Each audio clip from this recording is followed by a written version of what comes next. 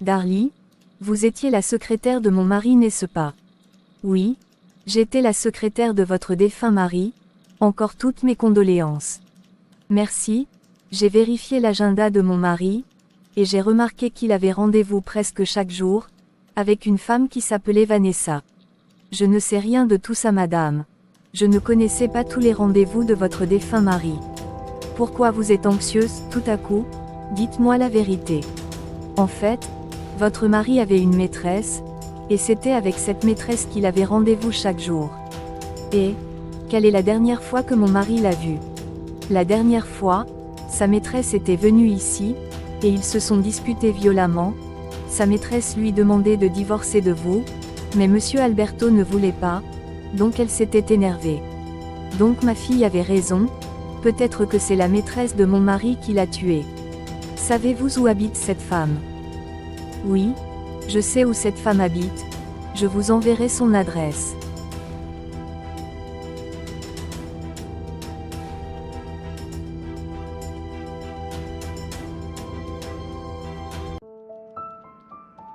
Maman, alors, comment ça va? Est-ce que tout va bien pour toi?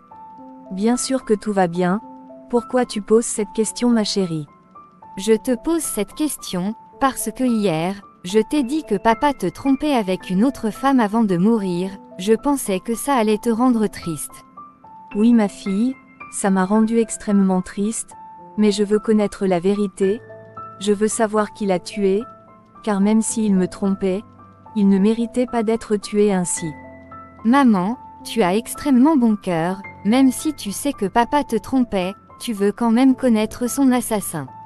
Oui, et aujourd'hui, je vais voir sa maîtresse, je veux savoir si c'est cette femme qui l'a tué. Maman, mais, cette femme pourrait être dangereuse, tu prends un gros risque en allant la voir. Andrea, je veux découvrir la vérité coûte que coûte, je veux que l'assassin de ton père aille en prison. Mais, tu devras faire très attention maman, car cette femme pourrait être dangereuse. Oui, je ferai attention ma chérie, et au fait, l'avocat de ton père va venir ici aujourd'hui, pour la lecture du testament de ton père. Quoi? Je ne savais pas que papa avait rédigé un testament. Moi non plus ma chérie, apparemment, il y a beaucoup de choses qu'on ne sait pas sur ton père. Je suis curieuse de voir ce qu'il a écrit dans son testament. Moi aussi.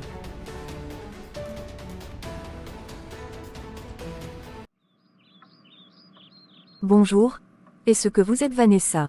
Oui, effectivement, je suis Vanessa, comment puis-je vous aider? Alors je ne me suis pas trompée d'adresse, c'est vous Vanessa, vous étiez l'amante de mon mari. Ah, je vois qui vous êtes Paola la femme d'Alberto. Apparemment, quand je vois votre langage, vous n'avez pas honte d'avoir été l'amante d'Alberto mon mari.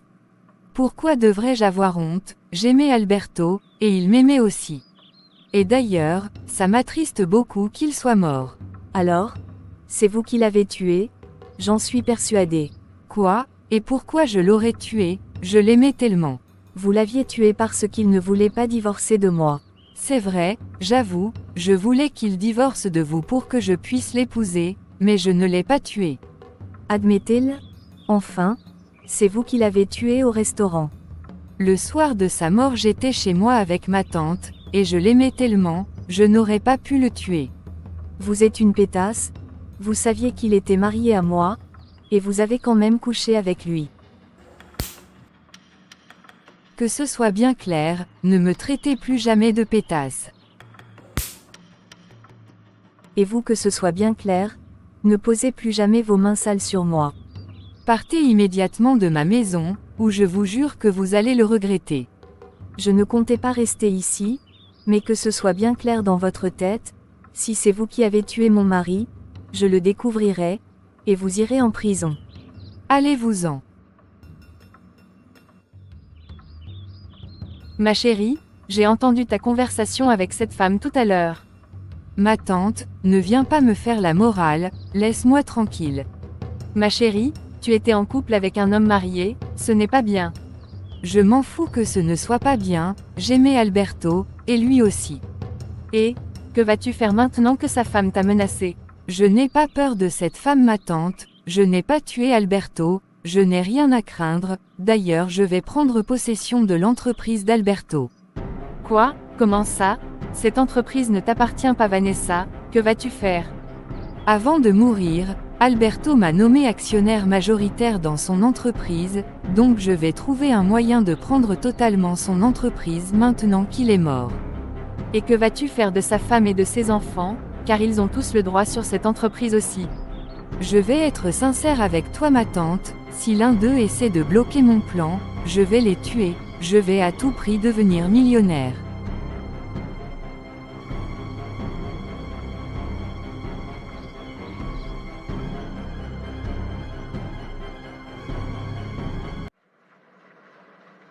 Salut mon amour, je t'ai cherché dans toute la maison, je ne t'ai pas trouvé.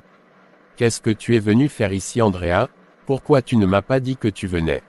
Mais, tu es mon fiancé Robert, je voulais juste te voir. Ne viens plus chez moi sans me prévenir, je ne suis pas d'accord tu me fasses ça. Mais, c'est toi qui m'as donné les clés de ton appartement. Oui, je te l'ai donné, mais je ne l'ai pas donné pour que tu viennes lorsque bon te semble. Pourquoi tu es autant énervé Robert? Je ne vois pas pourquoi tu es aussi fâché. Andrea, s'il te plaît, ne viens plus chez moi sans prévenir. D'accord mon amour, calme-toi chérie, je suis vraiment désolée. Ok, j'espère que tu ne le feras plus jamais, Andrea. D'accord, alors je m'en vais, on se verra plus tard. Ne te fâche pas, Andrea. Je ne suis pas fâché Robert, au revoir.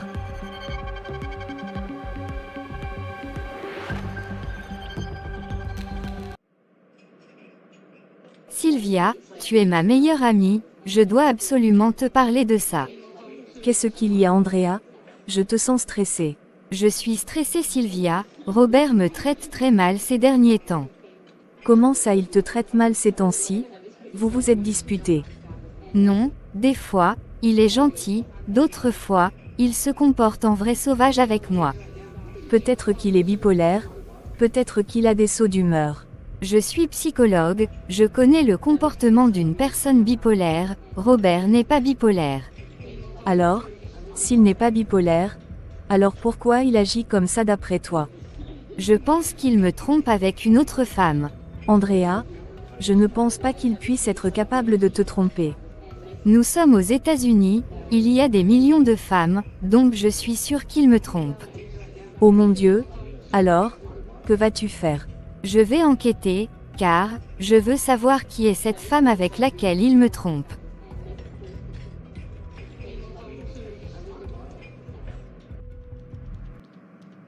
Bonjour commissaire Virginie, que me vaut l'honneur de votre visite.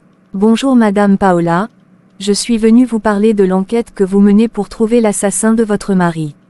Que voulez-vous me dire à ce sujet commissaire, car la dernière fois que je vous ai parlé de ça vous vous êtes énervé. Eh bien, je suis venue vous demander d'arrêter cette enquête, car votre mari s'est suicidé et personne ne l'a tué. Vous n'avez pas à me dire quoi faire commissaire, je suis libre de faire ce qu'il me semble.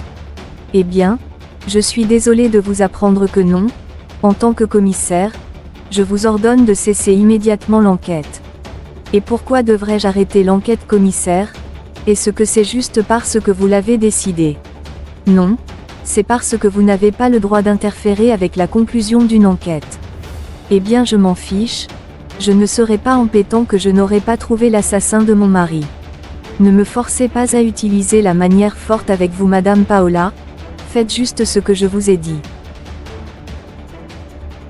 Et, si vous pensez pouvoir continuer l'enquête clandestinement, je vous préviens, la police vous surveille de près.